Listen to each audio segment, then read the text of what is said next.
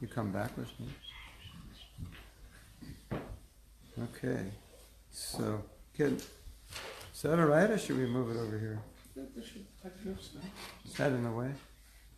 So, I was in Richmond 3 weeks ago, and then we spent 4 days there. Did a workshop on humility, and what else did we do? The mind, balance. Then I went to Dubai, and we did the same workshops. Then I went to South Africa. I had 4 days Rath Yatra. That was amazing. Yeah. Then I taught japa to 800 people on the main stage. That was nice. So, Hare Krishna. I met Prabhupada in 1969 and took initiation a few months later, 1970. And presently I was living 6 months in Mayapur, and we moved back to Alachua, and now maybe I travel 4 months a year. And I mostly do workshops. I develop workshops that go more deeply into, well, basically it's so you can learn to live what you know. It's easy to know and hard to live. So that's kind of what I'm doing. Information is in the head, transformation is in the heart. That's my motto. And to get the information into transformation is like not easy. Get the information in your head's easy. We've done that all our lives in school. We're good at that. So I do have a workshop on prayer. And one of the things that I teach about in a workshop on prayer is to determine what you should pray for. Like what's important. Because Krishna is looking for us to give some indication of what to ask him. Like sometimes we think he already knows. But it's true he knows, but he'll act on what you indicate. You may want something, but until you express it, he's not. There's a story, I can't remember the story, but I think Krishna told Uddhava. He said, well, why do I have to pray? I think Uddhava said, why do I have to pray? Because you already know. And he said, you tell me what you want, and then I'll act on it. So the real thing is to understand what you want, or what's important for you. What should you pray for? And if you want to develop a relationship with Krishna, then naturally you're going to pray for whatever helps that, and you're going to ask him to remove what's in the way. That's what we should pray for. And, sometimes we recite prayers that are already written by others, but they may not always be understandable or relevant. And I think often it's more meaningful to pray for what's important for you. And Krishna likes it when you pray for something that will help your bhakti. And he's kind of disappointed when you pray for something that will actually get in the way of your bhakti, something for sense gratification. Krishna, help me get more sense gratification. I don't have enough. I need more. And that's kind of like telling your husband, you're okay, but I like your money better than you. Isn't it? Like, Krishna, I like you, But, if you can help me with sense gratification, that would be better. So, when you understand what bhakti is about pleasing Krishna, then you start to realize that we all have desires that are not in alignment with what Krishna would want for us, or what would be good for our relationship. So one aspect of prayer is to isolate. Well, what is it that's in the way? What is my problem? What's getting in the way of being more pure? What's getting in the way of developing my love? Just like in any relationship, right? Man and woman can come together, and if the relationship isn't good, I could ask you, what's getting in the way of the relationship? And you could isolate. Well, it's this or that, right? I'm to this and he's to that, and we need to be more like this. Yeah. So if Krishna were sitting in front of you, and he said, so, why don't you like me? Like, what's your issue with me? Yes? What would you say? Well, you're okay, but you have all the money and I want some. I'm not that beautiful and you are, so I'm envious of you. You got all the girls and I don't. And, although we think it's funny, it's true, isn't it? Yeah. So, prayer requires a bit of desire to be pure and a bit of honesty about where I'm not pure. And then Krishna will help you. And I have experience that wherever I lack, things I lack that I can't change on my own, I'm so conditioned. If I pray, Krishna can change the way I see things. He can change my mentality in ways that I can't. So part of prayer is that you're coming in a little bit in a helplessness. Well, why else would you pray? If you don't need help, you wouldn't pray. So you're going to pray for something where you feel on your own you can't do it. Right? I want to do something. But I don't think I can do it on my own, and I need help. And that's actually the meaning of humility, to acknowledge that I need help. And help from who? From Him. And that's also how we chant. Krishna, help me. Sometimes people say, what does the Maha Mantra mean? We say it means, I need help. So when you chant in humility, it's like, I need help. I can't. We were talking about pride. So I might say, I'm very proud and I don't know how to be humble. So Krishna, please make me humble. So I don't have the power. I don't even have the desire to be humble. I think if I'm humble, I won't be happy. So Krishna, and I know I should be, so Krishna, please help me. So that's how you enter prayer. It's a very helpless mode. And helplessness means humility. And so it's isolating what you need and then approaching Krishna in a helpless mood.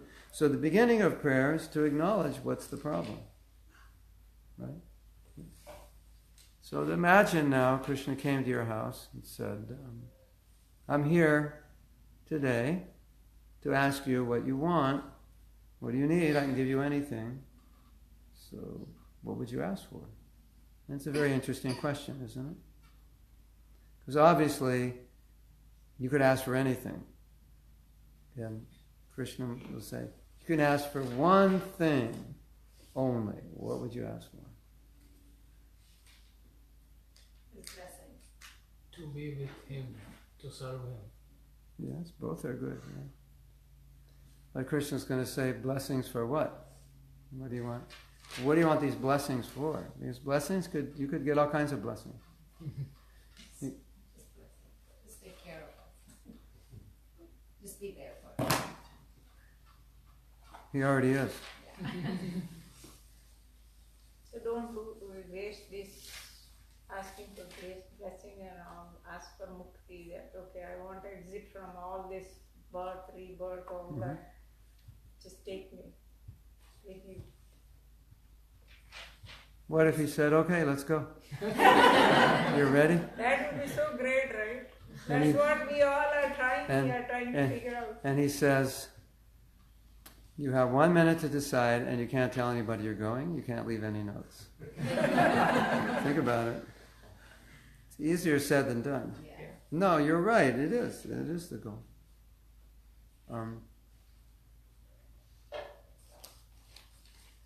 So we have to think like this. If I had one question to ask Krishna, what would it be?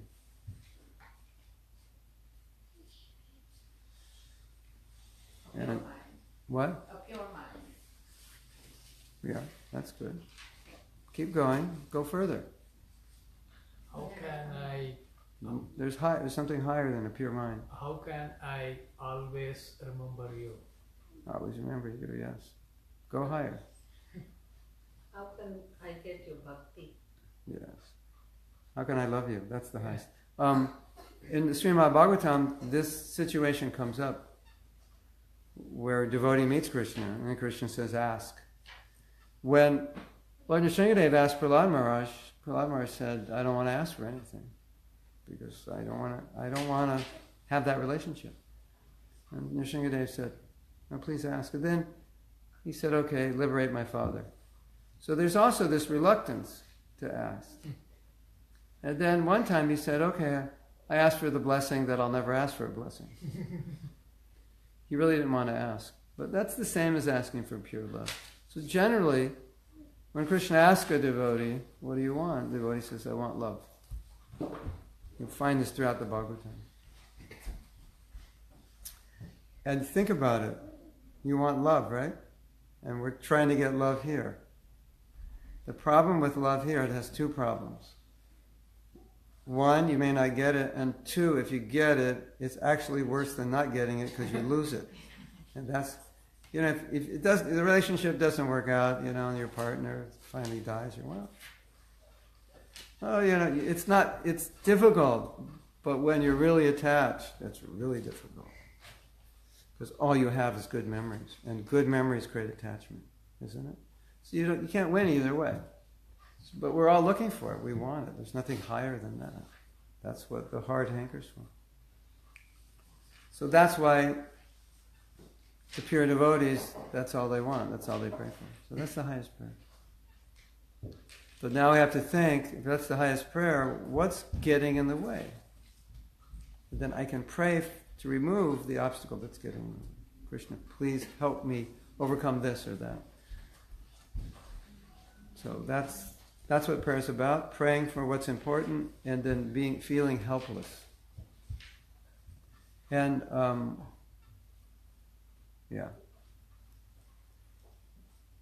Now, you said pray for blessings, and I said He's always blessing us.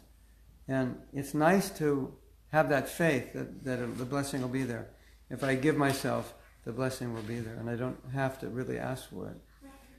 Because I find in my own life, when there's faith, then what you have faith in appears. And when there's fear, what you have fear in appears. So if you're afraid Krishna may not give the blessing, then usually it doesn't come, because Krishna's reciprocating. Krishna reciprocates. He'll reciprocate with your fear also. I'm afraid this will happen. Okay, you're afraid that it'll happen? I'll make it happen. Mm-hmm. I'll prove your fear. It's going to happen. The worst is going to happen because that's what you're meditating on. Where if you have faith, I have faith, Krishna, that this won't happen because I'm your devotee. Or if it does happen, I have faith it's the best thing for me. It's a more empowered way to pray. It's like praying as if you have the confidence it's going to happen. I know you will help me because I just want this for your seva. So I know you'll help me. So having that positive thought process of expecting is very powerful. Where sometimes we pray out of fear, oh please, I need this. And there's underlying fear that I won't get it. And then often you don't, because it shows lack of faith. Does that make sense? Yeah. So it's more empowered. Krishna, I need your help. I'm helpless, and I know you will help me at the right time in the right way. And then we accept that. How it comes, when it comes, we accept it. Do you have any? Oh, good, thank you. So why don't you ask some questions? Like it warm? No, that's fine. Why don't you ask some questions about prayer? Yes?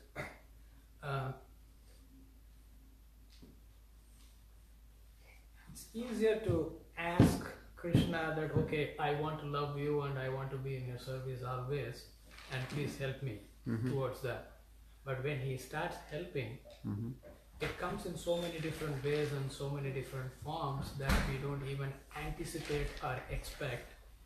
And sometimes the life might be in a more turbulent situation than it was before when we asked that of Krishna. Yeah.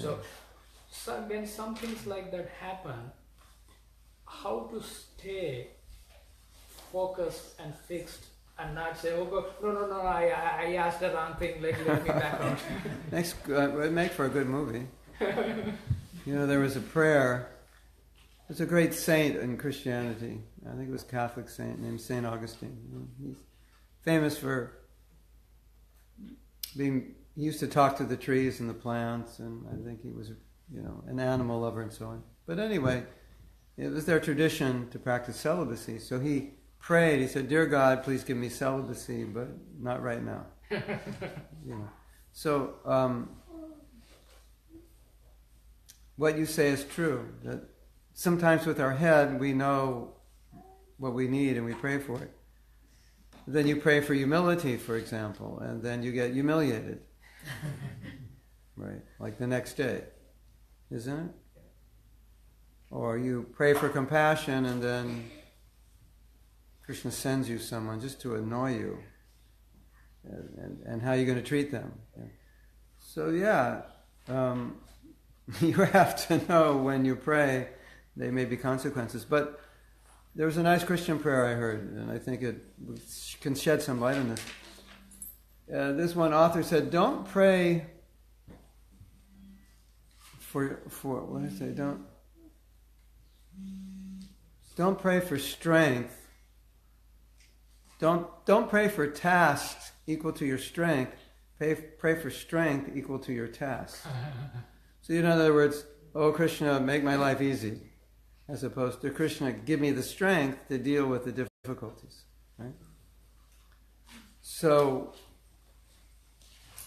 if we're in the right mood, then whatever we pray for, we'll be prepared for it. Bhakti Tirtha Maharaj, he used to pray, very heavy prayer. He said, Krishna, whatever is getting in the way, take it away. Whatever I need, give it, which could be a slap in the face. Right? That's what he meant. Like, whatever I need could be difficulty. And if there's anything I have that's getting in the way, even though I'm attached to it, take it away. So that's the ideal position to be in when you pray. Be ready. But if you're in that mood, then when life sends challenges, you see it in a different way. Somebody gets upset with you and you just see, okay, here's a chance to be humble, or here's a chance to practice tolerance. You don't get upset. So it's really hard to pray if you're not ready for Krishna to do what he needs to do for you. And Krishna knows what he needs to do for you. Right? So, but it shows that he's real. Because sometimes when you pray, he sends you just what you need. And you should think, oh, he knows what I need. And take it as mercy.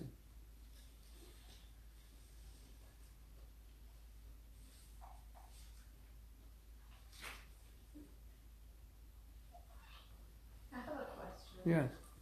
On the importance of praying in a temple versus praying at home.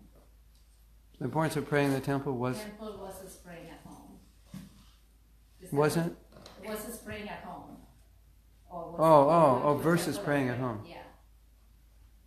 Does it matter? Is there a difference? Is it... The best place to pray is on a plane that's crashing. It's much better than the temple. Yeah. Actually, what we see is, and of course you can pray anywhere, and what we see is the more distressed we are, the better, the more intense the prayers, the more intense the need. So, no, it doesn't matter. Sometimes you go to the temple and you get inspired. But the best prayers are where the need is greatest. And so where the spiritual need is greatest, you'll have the greatest emotion. Because prayer is all about emotion, feeling. And like I said before, we have to know what we want. And then if what you want is very specific to your need, it'll have more emotional content than just a generic prayer. And in most religions, they're very conditioned to ask God in their prayer to serve them, take care of us, and so forth. But Mother Yasoda was taking care of Krishna, and she would worry about him. So that's a higher position. Instead of, I'm worried, God, that you take care of me, Mother Yasoda is worried that if Krishna doesn't get enough to eat, he may not live. So that's really, we want to shift it around. But wherever your need is the greatest, your prayers will be the most intense. But this is a nice question, because there's also the problem that when you go to the temple, you feel spiritual. And then you start to think the temple is like the only place I can really be spiritual, or in front of my altar is the only place I can be spiritual. And then when you leave that environment, you think, okay, the spiritual stuff's over, now let's just, life is normal. But it's not supposed to be that way. So how you feel and act in the temple should be how you feel and act 24/7.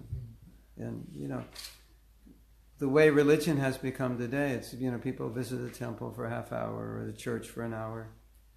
And that could set in motion thinking that that's where you're spiritual, and then the rest of the day you're not supposed to be, or you can't be. A higher consciousness is you see Krishna in everyone's heart. So you see the deity in everybody. And you see in every atom. And you see everything is sacred.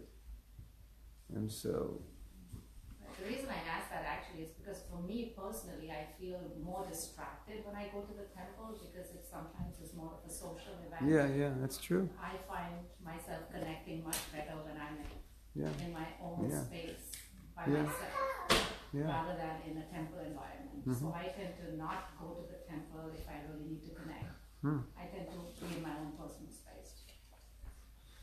Yeah, I think that's a good point. And I guess it'll be different for everyone. And the temple is more social. So we get association, but it works differently. Prayer is a very private thing. There's a funny story. This Catholic priest, he had come home to his mother's house and he was praying, God, give me peace. And his mother kept coming and knocking on the door. Here's something to drink. Here's some coffee. Do you need anything? After a while, he just started yelling at her, like in the middle of prayer. Stop bothering me, I'm praying! Shut up! So it's true, better sometimes to be alone. And, I chant japa, usually I chant alone. I like chanting alone. I like chanting with devotees, I like chanting alone. It depends on your mood, what you're praying for also. Yeah. Sometimes, if you go to the temple, prayer can be spontaneous. You just get some inspiration. You see the deity, you get inspired. What if you just don't ask or don't say anything, you just want to chant? So what does it mean when you say prayer? Do you say something that, okay, I want this? Or what if you don't say anything and you just chant? What's going to happen? Not much. Because the chanting means, Krishna, I want to serve you, I want to love you. So when you're chanting, you're supposed to be in that mood. That's kind of like if you tell your husband, what's your name? Raghunandan Das. Raghunandan Das, I love you. You said it, but you didn't feel it. So what does it matter that you said it? He's sitting there going, huh? Raghunandan Das, I love you too much. I love you more than anything. It doesn't work. So when you're chanting, Krishna, please, I've been in the material world, I've been in Maya for millions of years. Please, now I want to reconnect. So that mood is there. And then Krishna sees that mood, and that's how he reciprocates. And that's when the taste comes. But if it's just chanting mechanically, then you'll feel like a robot, basically. And a lot of the problem is that people will take chanting as a process, not a connection.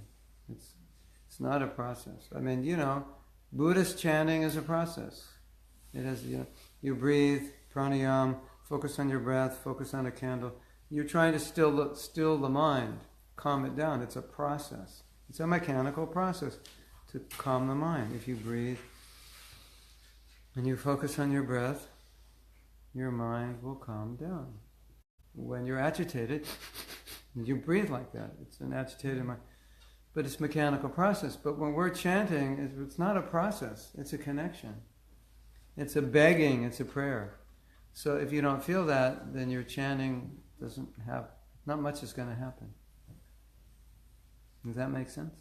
Mm-hmm. That's why Bhaktisiddhanta said, chanting is not lip deep, it's heart deep. He said, you don't actually chant with your tongue. That's not actually what's going on. I mean, making the sound, it's actually the heart, what you're giving to the chanting. And I can give you a story. It's an interesting story.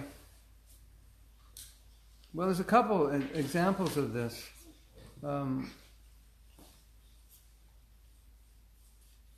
Some people chant, but their goal is to become Krishna.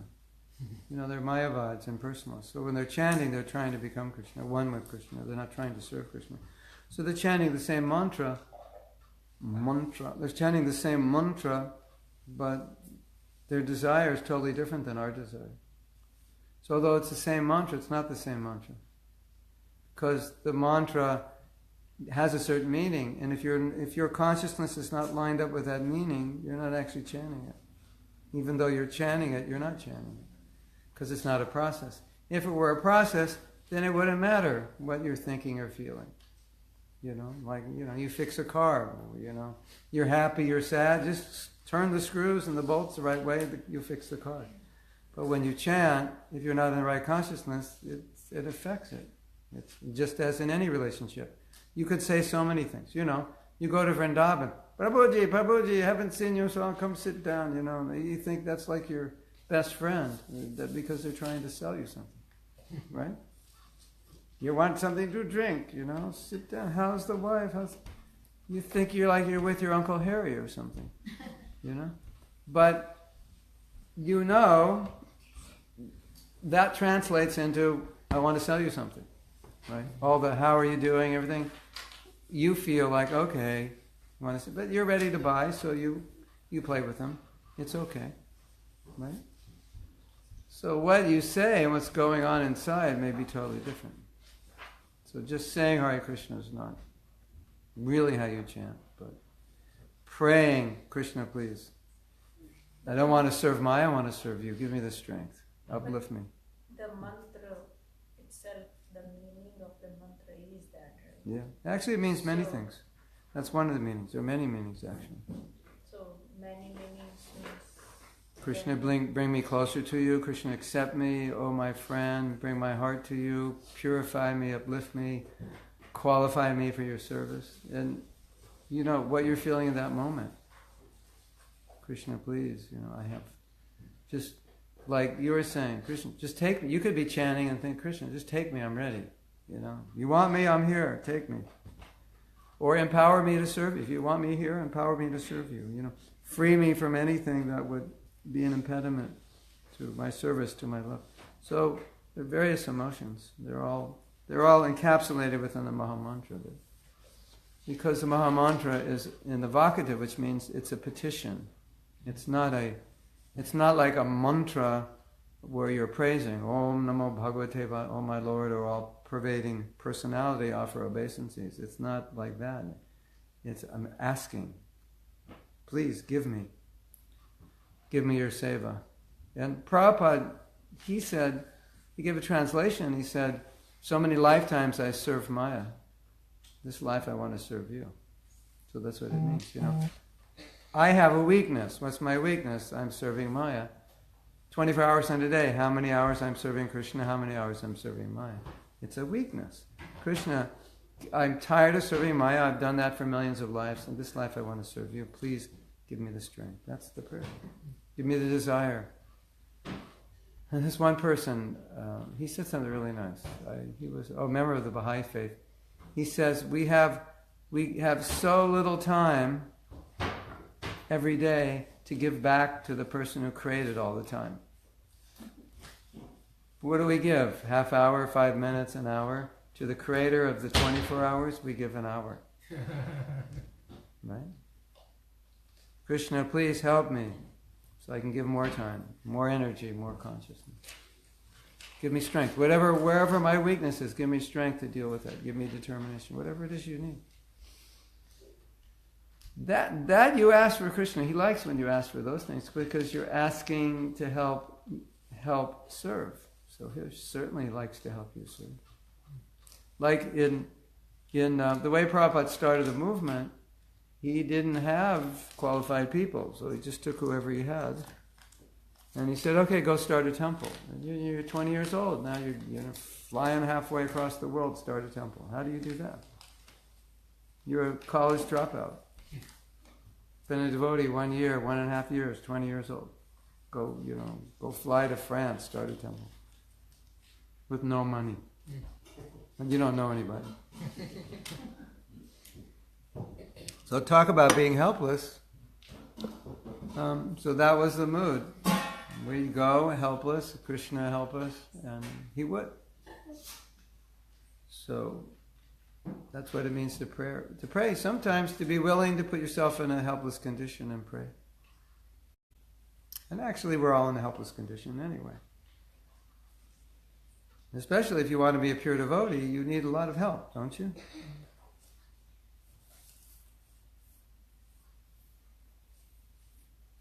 Yes. You know, the difference between us Westerners and you is I retired when I was 17. Because I had so much sense gratification. By the time I was 17, I couldn't take anymore. It's like when you get full, you can't eat anymore, especially if like candy or something. So it was a little easier for us because we were pampered and spoiled. So, I became a devotee when I was 19, and it was very easy to give things up. So it's hard to completely surrender if you're not materially frustrated, if you still want things materially, if you're still hungry. So we had that advantage that we just got it all very fast. Yeah. My generation, the generation of all the senior devotees in ISKCON, and Levi can testify, was a generation of spoiled children because our parents grew up in the Depression and they didn't want their kids to live like that. The Depression, there was no work. People were having to get food in charity lines. The banks had no money. Everybody lost their money. There was a run on the stock market and the banks just shut down. So it was horrible. And they didn't want their children to live that way, so they spoiled us. You were spoiled? Yeah, I was so spoiled, It was just like anything, you wanted, they gave you. Had a car when I was 16, and just everything. So in a sense it was good, because we were satiated. And then when we were young, we could just say, okay, Krishna, now I just want your saving. So we're supposed to come to that point. The sooner you come to that point, the better. Okay, you're here, you're in America, you have everything. So now what? What's next? You got that. Now you can say, okay, that's all right, but it's not the only thing, and certainly not the best thing. There's a lot more. Right? So then you can actually pray, Krishna, I'm tired of serving Maya, I want to serve you.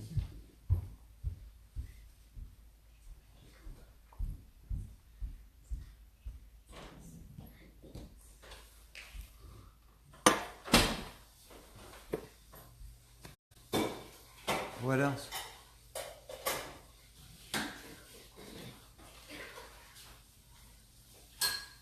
Usually this group asks a lot of questions. They're afraid of me.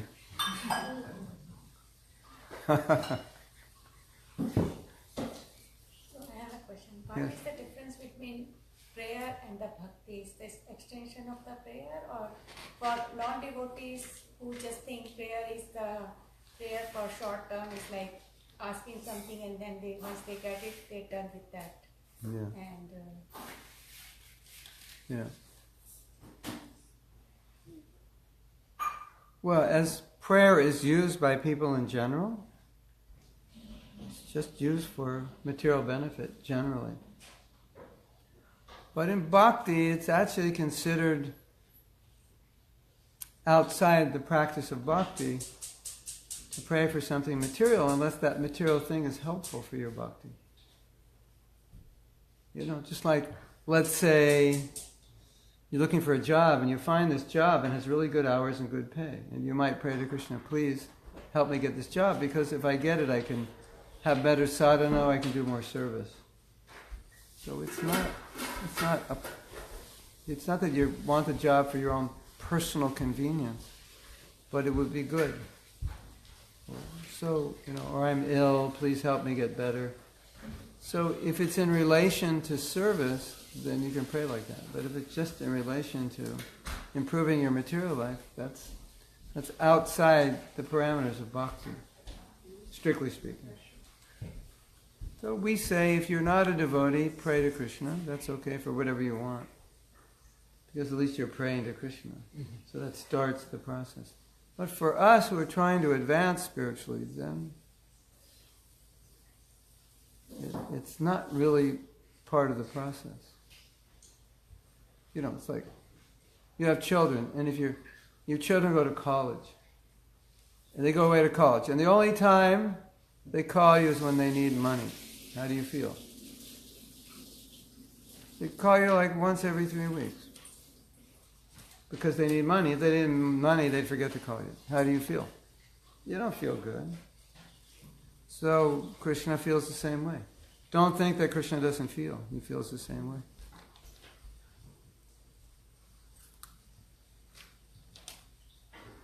Mahi Sharma, what time is it? Oh my God. It must be like 1 in the morning, right? In England. Or maybe you're in... What time is it in India now? 3 o'clock. 3 in the morning? No. 5:30. 5:30. Mahi, where are you? In India or England? She goes between India and England. 5:30 is okay, but 1 a.m.? Unless you're staying up all night chanting, then it's okay.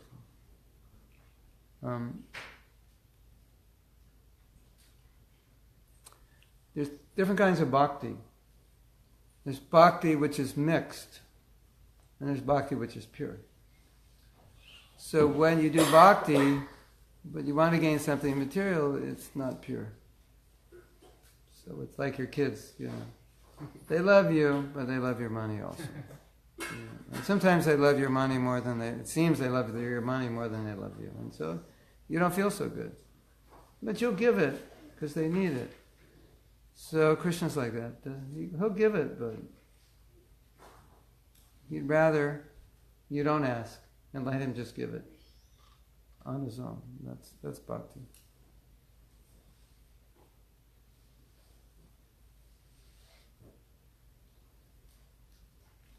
And actually I feel very close to this group because we've kind of been always together now for some time. So I'm going to share something really personal. But a year and a half ago, my husband had surgery. And before he went into surgery, I gave an ultimatum to God and I said, you don't have a choice. I just basically went to my temple and I said, you don't have a choice. You're going to be there. You're going to be there in the surgery room. You're going to be there in the surgeon's hands. You're going to be there watching. And you don't have a choice unless you're going to answer to me. And I cannot tell you how empowering that was.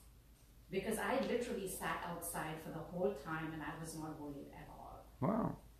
And it was really empowering because I really gave him an ultimatum before we went. I said, you will answer to me. And I'm getting goosebumps all over right now, but I can tell you it was very empowering. I was not scared at all. I just sat outside with absolutely no fear. Interesting. Now, there's a higher stage where you have faith that it's going to happen without asking. And there's a higher stage. You know what the next higher stage is? Not even asking. Whatever happens, you accept. That's even higher. Yeah, so, anyway, yeah. I guess Krishna likes you.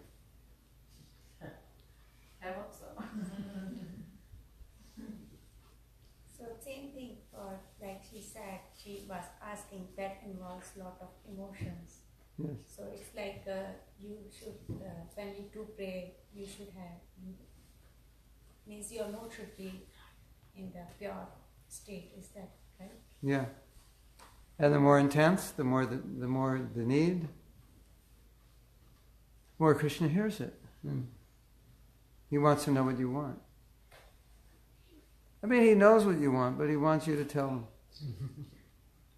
And it empowers you also when you tell him. It focuses you.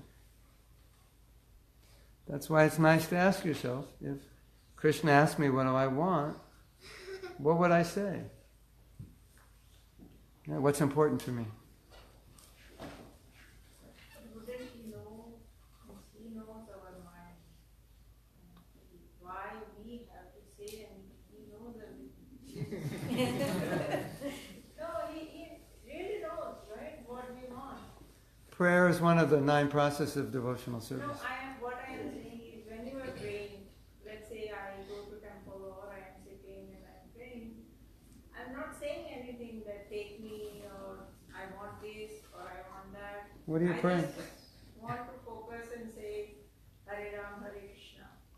So But that's not... the way I think is he already knows what I want. No, he does know. Yeah, he knows. But And that's my strong faith that he knows. no, but he wants you to ask. Like when child cries. Because it's a process of one of the 9 processes. And then he's going to reciprocate. Just like your husband knows what you want. But when you say, I really need this, he's going to go into action. And he may not go into action just because he knows what you want. Krishna wants to know what you want out loud. He wants you to tell him. He knows what you want, but it's not high energy. It's not high frequency. Just, I want so many things. But when you pray, then it's like, oh, this is important. And it's good for you. And it focuses you. So it's good to be specific. So each day you focus on the same prayer? Or No, it depends on the day.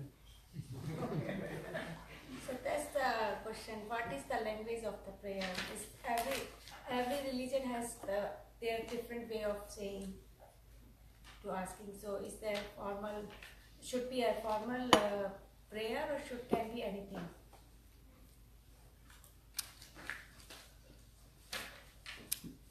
General standard is you praise Krishna, you minimize your own position, and you ask for something.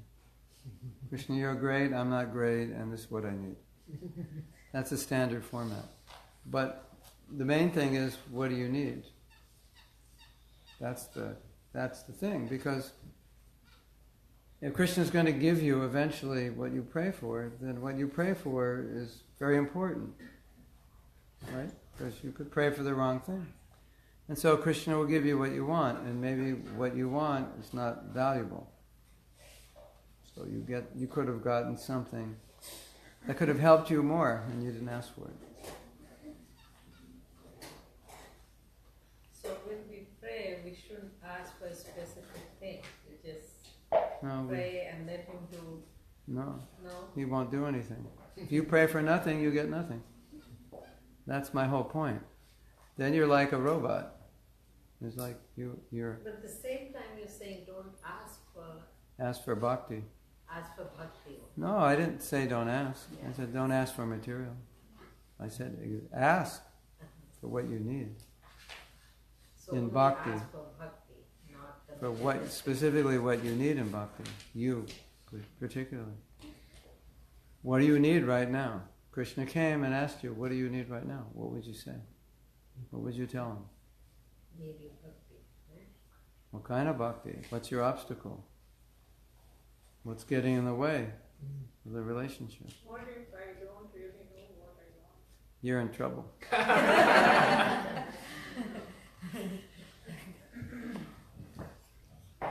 No, it's true. I don't really know what I want. And it's true, you're in trouble. You should know. And bhakti is not a big cloud. We should definitely know. We should know where we're going, where we are, what's the goal. It's like you go to the temple, you know. So there's a universal GPS. And Krishna says, as you surrender, I reward. So as you give, as you desire, I reciprocate. So when Krishna sees your desire, he gives you intelligence.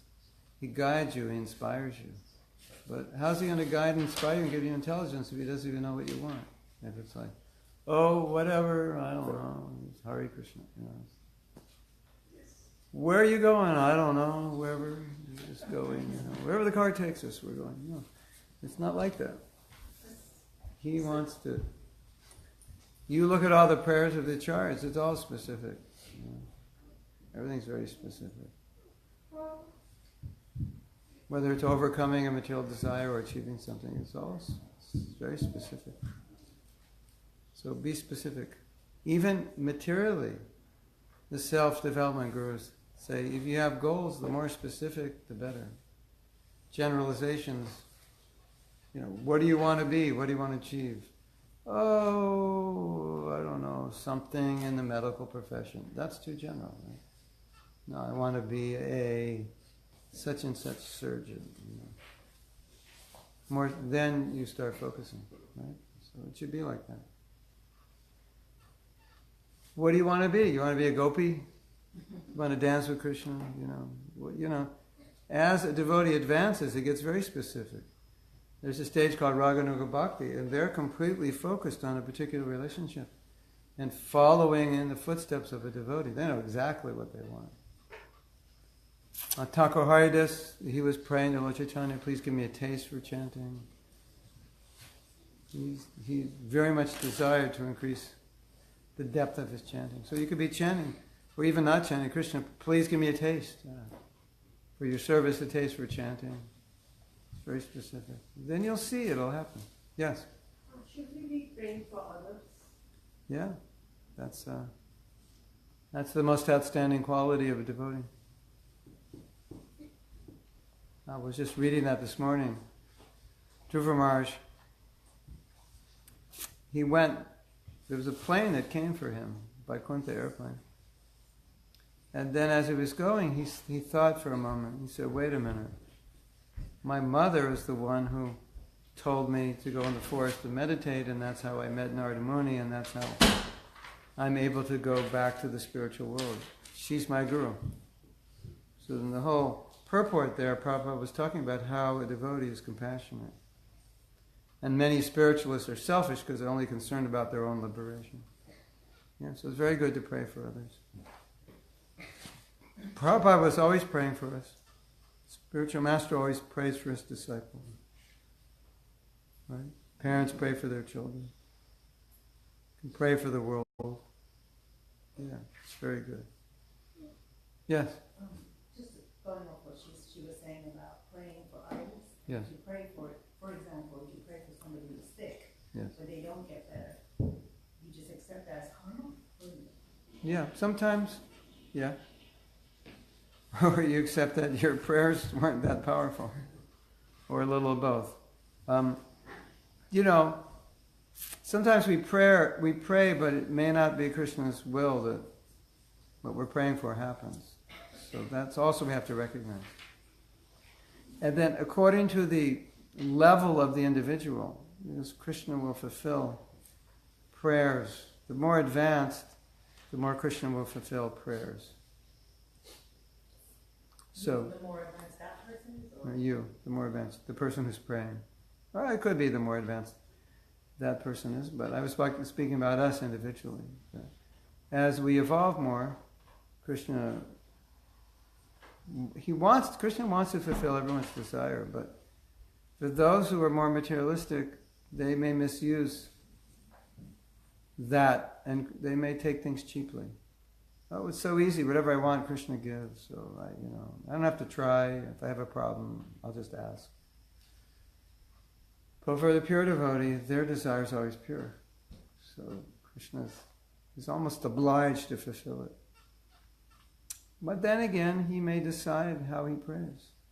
That maybe he'll decide that this is the time for this person to leave. There's one story. This man was, maybe he had a heart attack or something, and he was in the hospital, and Prabhupada told him to leave. He said, just leave, you'll be fine. The doctors wouldn't let him go, and Prabhupada said, just go. And he left, and he was fine. So Prabhupada must have just liked him so much that he prayed for him. So that's there. I had a wart on my foot for 6 years I couldn't get rid of it. It's about as big as my, this big is the end of my finger. And my wife had written a letter to Prabhupada because Prabhupada was a chemist and sometimes he'd give us medicines. He said, well, my husband has a wart on his foot. You have a cure. And he didn't say anything. And then I didn't know she had written Prabhupada. And then a few weeks later I said, hey, my wart's gone. She goes, oh, I wrote Prabhupada. And he never said anything, but the wart was gone. That's a true story. So... Can you talk about miracles? I just did. Oh, did I miss that? Oh, is that what you were talking about? Okay. So A miracle. Another, hippies become pure devotees. That's the eighth wonder of the world. When Prabhupada would sometimes ask, can you have some mystic power, like Rasgula, ash, He would say, my mystic power is this shaved head devotee, these hippies, that nobody was able to do. But if you see Prabhupada's, how many of you have seen the movie of Prabhupada? Didn't it show you? Well, if you see the movie, you'll understand the miracle. Because Prabhupada was coming to America and he was telling people they should not take drugs, they should not eat meat, they should not have sex outside of marriage, and they shouldn't be frivolous. And he was speaking that to the most unlikely people who were exploring drugs, exploring free sex, who were extremely frivolous, and practically everyone was a meat eater. So how was he able to turn those people around? That was a miracle. And not only that, those people are now the gurus of this movement. It wasn't like they were born devotees. So there's a story of two fellows named Jagadananda and Madhavananda. They were born as Brahmins and they became degraded. They were basically like the mafia of Navadvip. They were horrible people. Killing, robbing, they were heartless. And to make a long story short, eventually one of the brothers surrendered to Lord Chaitanya. Because they saw what a saint Lord Nityananda was, and they surrendered. And then the other brothers finally surrendered. And Lord Chaitanya accepted them. And what's unique about them is they used to read the Manu Samhita, because the Manu Samhita would list every sin. And they were reading it to find out what sins they hadn't yet committed. They were so low. That their pleasure was to commit sin. Raping, stealing, killing, anything. And they became saints. They became first-class saints when they surrendered to Lord Chaitanya. That's a miracle, isn't it? Actually, the fact that we're all here is a miracle. The fact that Prabhupada came is a miracle. And during Prabhupada's time, all kinds of miracles happened all the time. Things that were just like, they weren't supposed to happen. They wouldn't happen normally. I mean, it was. If you see the movie, then you'll understand it. I mean, how do you meet the Beatles? You know how big the Beatles were? They were the biggest rock band. They were more famous than anyone, more famous than the President of the United States, So, who would be like the Beatles today? I don't even know if there is somebody that big. But think of like the biggest, most famous rock band. And I tell you, I'm going to go meet them and get them to buy us a mansion or something. And he meets, and he sits down, and George Harrison comes up to him and said, where have you been? I've been wanting to talk to you. What kind of miracle is that? I mean, I lived through the Beatle era, so I know how big they were. I mean, they would play in stadiums, not just like small venues. Baseball stadiums, whatever, 30, 40, however, 40,000 people, yeah. Things like that. And then he donates a building, like a 30,000 square foot manor, He prints the Krishna book. Then they did this rock dance in San Francisco. They started a temple in San Francisco, and they got all the biggest bands in San Francisco to play for free. And people were chanting, dancing. How do you get these bands to play for free? And Allen Ginsberg was a famous poet. He comes. That's just like one thing after another. It's just one miracle after another. Never stopped. I mean, I was temple president. I just turned 20, and I was temple president. I've been a devotee 8 months. That's a miracle. I'm still here. That's a miracle. I haven't gone away. 48 years later, I'm still, somehow or other. That's it. There's so many miracles. So when you talk about like some of these people who, meat eaters, whatever, and then they converted and all of that. So what is our role as wannabe devotees or whatever in trying to help those who don't believe or who are not into bhakti? Do we have a responsibility there? Yeah, you do. Lord Chaitanya said, you have a bigger responsibility than the Americans because it's your culture. He said everyone born in India has a responsibility. 2 things. Become Krishna conscious and give it. And the first thing is to become, because there's a saying that something like you act. The real preaching is your action, and then you say a few words after that. Like, it's not the words that really matter. So, your example, that you're happy, satisfied, you're kind, compassionate, and so forth, that example is really important. And then sharing it is very important. Sharing it actually helps us practically more than anything. Because we go out of ourselves. Because we're all selfish. And then we go out to give it. And then we realize by giving. We learn by giving. We get mercy by giving. Give and you'll get. Whatever you give, you get. In fact, when knowledge is given, if you don't give it, you lose it. You forget it. It dries up. And so there's responsibility with knowledge is to give it. So, and you learn best by giving it. For sure. So, yeah, that was what Prabhupada did. He inspired us to give it. And he really pushed us.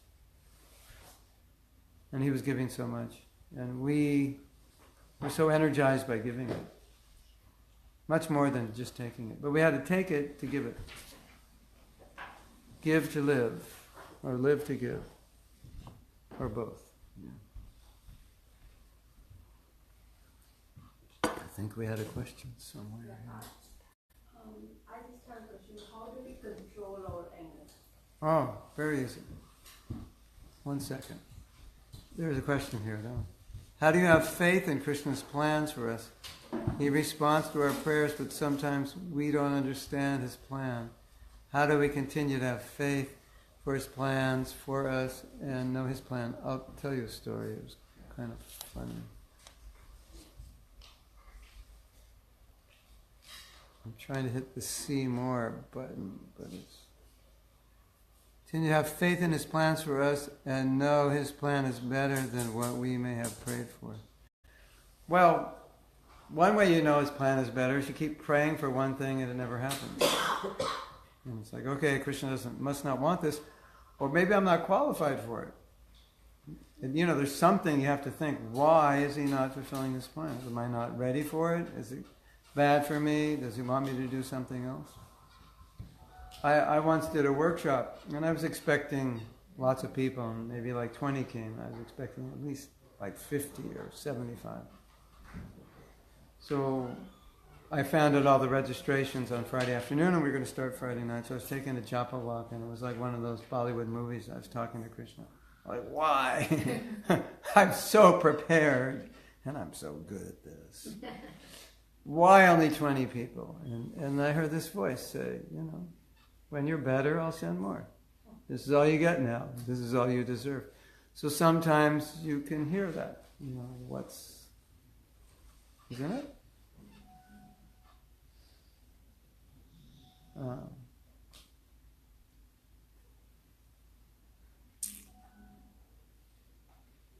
sometimes, when Krishna doesn't fulfill something, or it's making it very difficult, you have to take a sign that maybe there's only two things. I'm either not trying hard enough, or I'm trying too hard, and I should stop trying.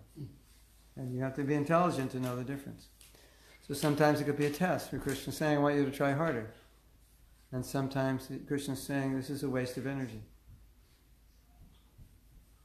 And it also may be that sometimes we're trying for something we actually have absolutely no ability for, and we shouldn't even be trying for it.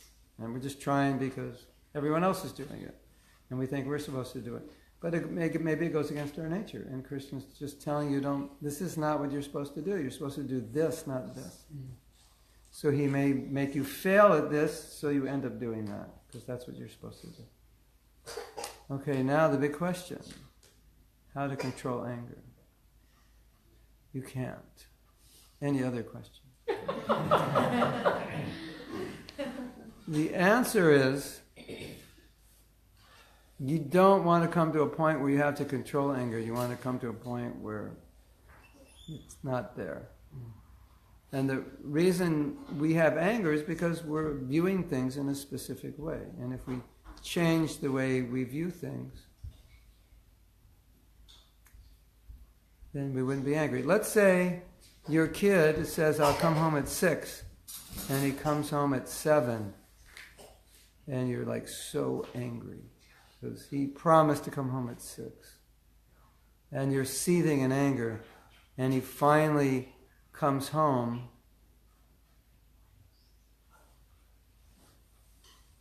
He finally comes home, and you're about to scream at him, and he tells you, I almost got run over by a car and arrested and locked up, and and now I'm so happy to see you. Your anger subsides, right? Because your perception of what happened changed. So the way we perceive things is what's causing the anger. So that's why I say, once you're angry, you can't really do that much. I mean, you can try to do something, but that's not the solution. The solution is to see things in a way that you don't become angry. But, yes? So why there is suffering? Why there is suffering sometimes? Like you feel like you're suffering even though you're praying that you're doing good things. Why you feel you're suffering? Because of our consciousness. Suffering is all self-inflicted. And even if other people inflict it, you have to allow that to cause you to suffer. You understand? Let's say I tell you, I don't like you. Now you're upset, you're suffering. But you don't have to, just because I said that. So therefore, it's not me that's causing your suffering, it's you. Because you've allowed me to cause you to suffer. And you didn't have to. So ultimately, all suffering, even if a mosquito bites you, still, you're allowing that to disturb you. I mean, it itches, sure. But now you're focused on it, and you're angry. Who left the screen door open? Now there's mosquitoes in here, and I'm itching, and you're running around the house screaming at everybody. You don't have to do that. But you allow yourself to do it, so you're causing your own suffering. So the cause of suffering, Bhagavatam says the mind, which means us. You see things differently, you won't suffer, you won't be angry. So you should pause for it. No, you should pause way before it happens. Not for a minute when it happens. That's too late. That's too late. If you don't change your attitude, you're not going to control it. You can't. It's like asking the question, I haven't eaten all day. Then I'm eating my favorite food, I take a bite and I chew it, I'm just about to swallow it. My husband comes up and says, no, it's a Ekadasi, you can't eat it. How do I stop from swallowing it at that point? It's like, at that point, I don't think so. How do I stop? Don't put it on the plate in the first place, So it's like, how do I control anger in the moment? You don't. It controls you. You want to get to the point where things don't bother you. That's the secret. If you try to control in the moment, you're not going to be very successful. And even if you are, you get angry again, because the same thing's going to bother you. Whereas if you change your attitude, then it won't bother you. So how do we change that? Like praying? Praying is one way, and changing it is another way. Because most of the anger is we can't accept what's happening, so we have to learn to become accepting, right? You can't accept the situation. Your husband is this way, you want him that way. You can't accept that he's this way. You want to change him, he's not going to change. You get upset. Your kids are this way, you want them that way. Your boss is this way, you want him that way. You can't change it. You can't change the President of the United States. Well, maybe you can. Maybe enough people will. But right now you can't. And you can try, and you may never be able to. You have to accept that. Otherwise we become angry, because we don't accept. Right? So that's why I say, if you don't accept, then what's the point of controlling the anger in the moment? You're just going to get angry the next moment. And next moment, and next moment. And so artificially you count to 10, or deep breathe, go put on the television or something. But that's not the solution. The solution is to change your perception and be accepting and appreciate the people that drive you crazy.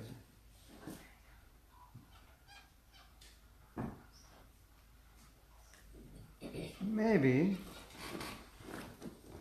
there's something in my book.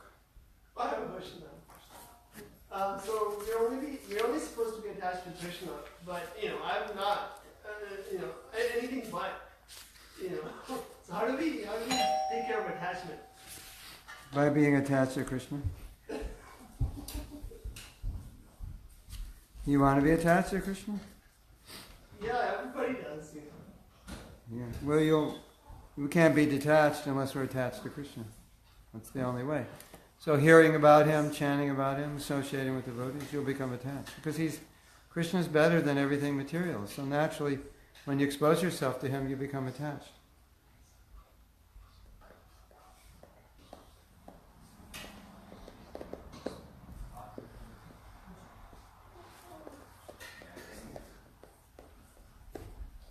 You have to want to be. That's where it starts.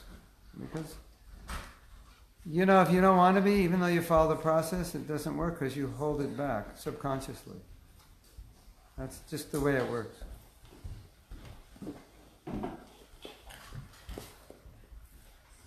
You want to be attached to Krishna? There's a million different things that I am attached to. Yeah.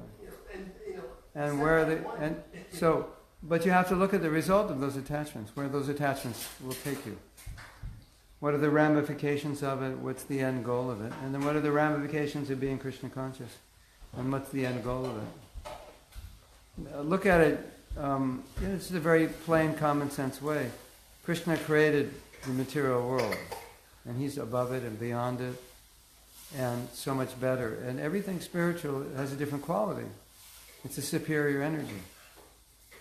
So by being attached to that superior energy, we'll be infinitely better off, infinitely happier, infinitely more enlightened, and eventually we'll attain eternal position. So it's just a superior position.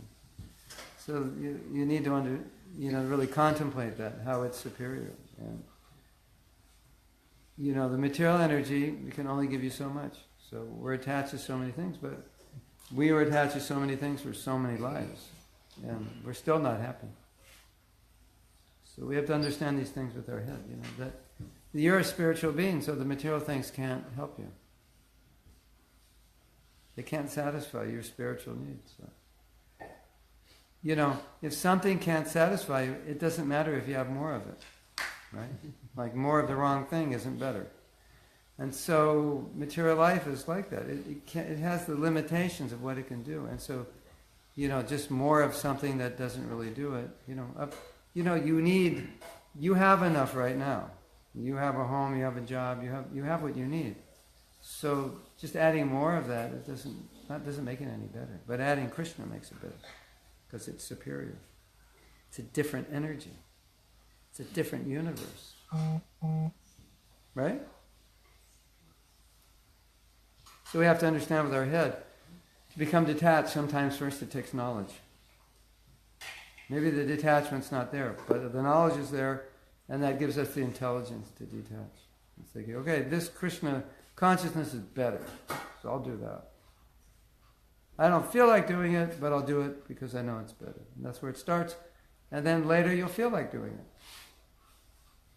That comes down the road. There's a good quote in this book. It's a good book. You should buy it.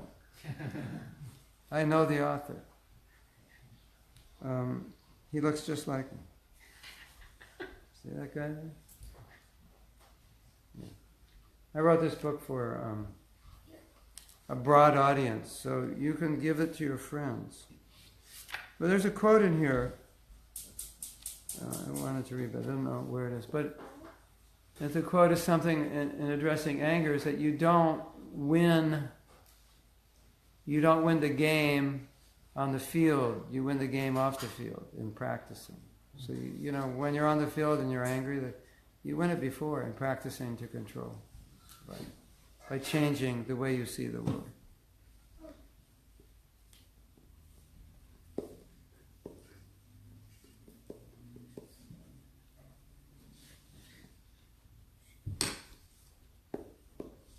We have to be convinced Krishna is better than anything in this world.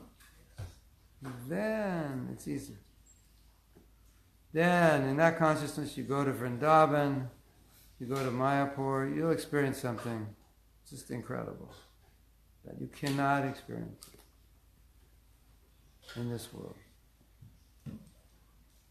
And when you chant, you'll go deep and you'll experience something you cannot experience in this world. You'll experience a satisfaction that's the greatest gift.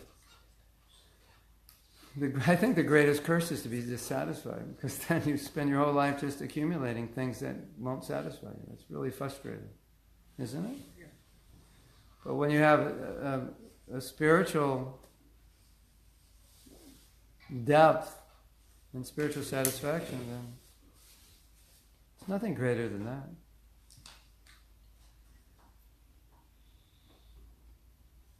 Right? You agree?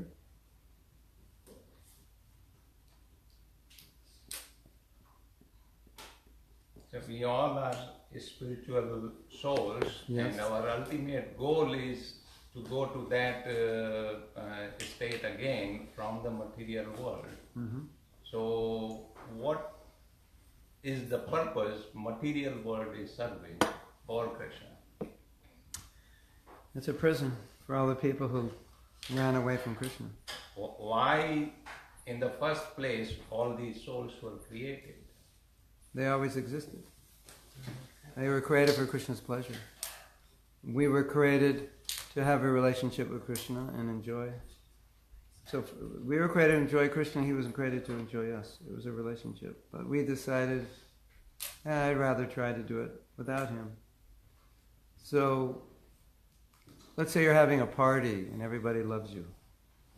Then a few people come in and go, hey, why is the party for you? Why not me? You know, your time's up. And you go, okay, get out. Everybody's saying, get these guys out of here. They're spoiling the party. So that's what Krishna does. Okay, you know, why you, Krishna? Why not me? Get this guy out of here. And everyone, he's spoiling the party.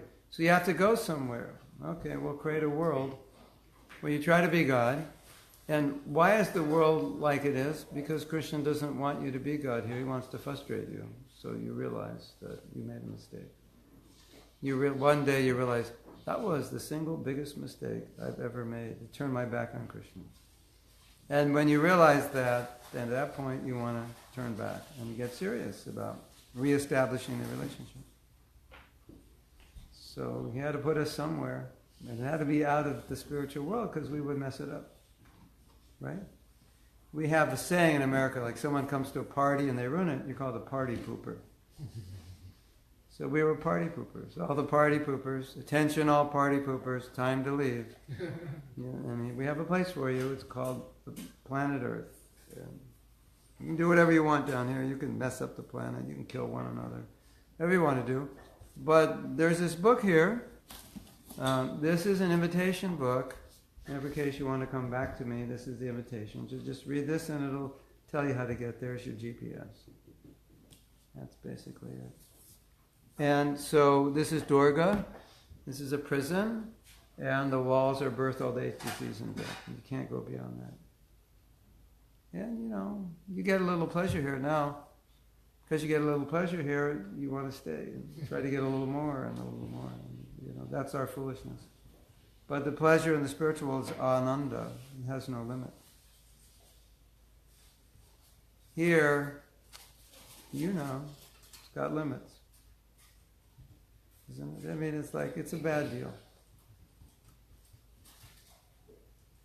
Don't you think getting old's a bad deal? You marry this beautiful woman, she marries this handsome guy, and 50 years later, oh my God, what happened? It's all over. The party's over. I got backaches, wrinkles, and gray hair. Wouldn't it be nice to be 25 again and all passionate and romantic? But it's not going to happen. Oh, but science. We're going to do it with science. Yeah, okay, great. You can live 500 years. That means you're going to work for 485 years. You want to do that? You like your job that much? So Krishna makes it short. You only have to live 75 years, and you can go back to Godhead. So that's His mercy. I think death is one of the best things that Krishna ever created because it makes you interested in spiritual life, especially when you get older. You tell a kid you're going to die, they're like, yeah, right. You tell a 7-year-old person you're going to die soon, they're like, yeah, you are right. They know it, so.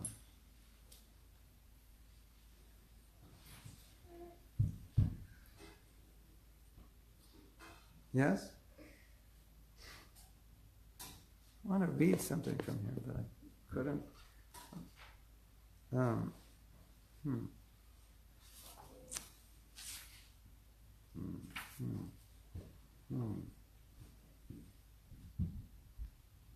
Oh, this chapter is called I Want It All. Simplicity, satisfaction, and overconsumption.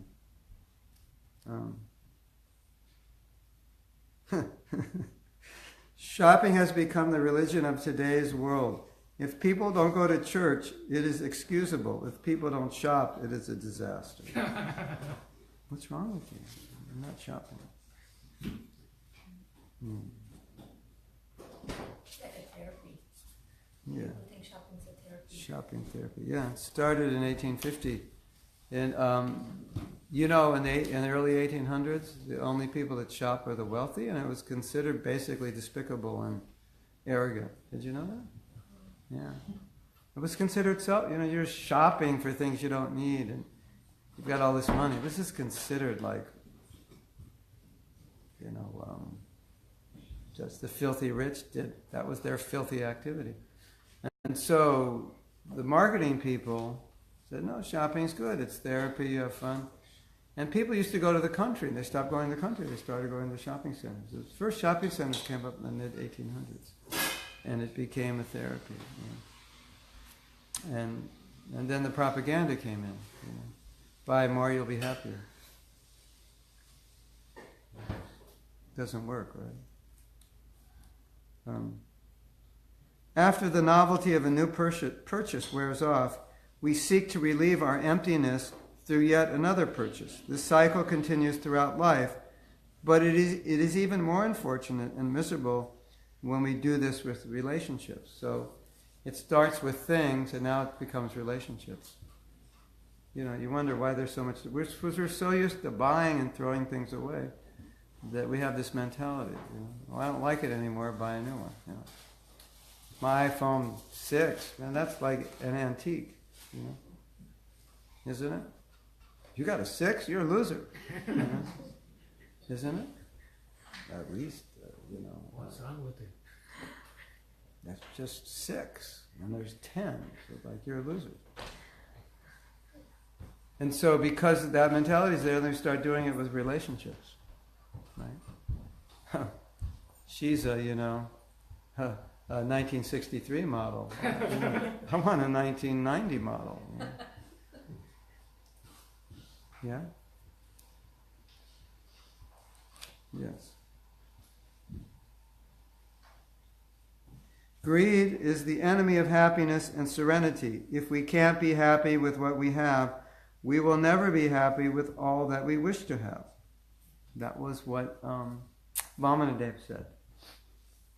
Bali said, Vamanadev says, I'll take 3 steps alone. Bali's like, come on, I'm the king. You should take more. And he's like, if I can't be satisfied with 3 steps of land, I won't be satisfied with your whole kingdom. Good advice, right? It's true, isn't it? Yeah. We do tours of India. You know what my favorite activity is? To go to the village and bring our tourists into a village family's home. It's the kitchen, the bedroom, the office, the living room, all, like 125 square feet, and then they have the little, what do you call it? The, where you hang things on the, I forget, I'm tired. You have a little this, and then you have a shelf up on top, just above your head. Put your things up there. I forget the name. So we bring the people in, and they're looking at this place, and they're like, wait a minute. If I lived in this place, I would be one miserable person. And all the people are smiling. Come in, come see our house. All the kids are running and jumping. And I grew up in Los Angeles. I lived in a neighborhood which was just the next neighborhood south of Beverly Hills. So I worked in Beverly Hills for a drug company, and I used to deliver things in Beverly Hills. And I had friends in Beverly Hills, and we used to go there all the time. So I know Beverly Hills people, and I know village people, and I can tell you the village people are a lot happier than the Beverly Hills people. In that one little 125 square foot, their smiles are much bigger. And so I like to bring the Westerners to see that, because when they see the smiles, it's like, wait a minute, I'm supposed to be happy, and you're not supposed to be happy, but something's the opposite here. And it's just like, I don't have to say anything. It's fantastic. I love it. Just when you see that smile, it's like it says everything. That all my stuff doesn't make me happy. You've seen, if you've been in the village, you've seen. We were just in, last year, 2000, wasn't this Kartik, the Kartik before? I was with Indradumna Swami on Parikrama, and we went to this village. I forget what village it was. Maybe it was around Govardhan. Somewhere. And he was talking to these village girls. Like 10, 11. And playing with them. So you want to go to America? We have a big house. Nice car. And I'm like, no. We're never going to America. We stay in Braj. This is our place. Because they're so happy. Isn't that nice? We'll never go. We'll never leave our Vrindavan. Hare Krishna. Srila Prabhupada ki jai. Oh, Premanandi. So, if you want to get the books, Stephanie will have the books. I only have a few, but I can sign them if you like. This is all I have left for my trip. We had about 120, maybe. It's good if you like. I like it. Yeah. Thank you. Hare Krishna. Jai Prabhupada.